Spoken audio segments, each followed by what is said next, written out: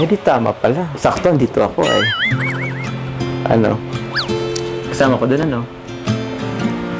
Hindi ka na naman nagsasagot. Saan ba? Wala ka bang sasabihin? Sa ribbon cutting na lang.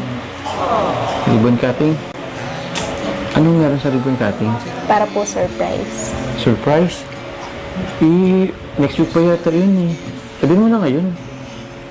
Tayong dala lang naman. Sa ribbon cutting na lang po. Ribbon cutting? Ano ba yun? Pambihira, pinapa-excite mo naman ako niyan eh. Hindi ako niyan makatulog. Gabi-gabi ko yung tuloy iisipin.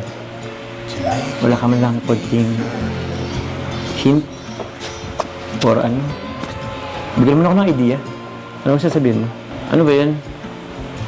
Basta po matutuwa kayo. Ito ako?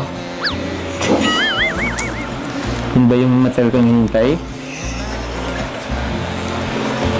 Secret po. Secret.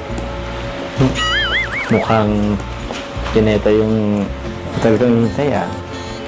Sige, paghandaan ko yan. Basta masaya ako dyan ah. Baka mamaya niya, pasan mo lang ako eh. Grabe naman po kayo. Ganun pala yung tingin mo sa akin.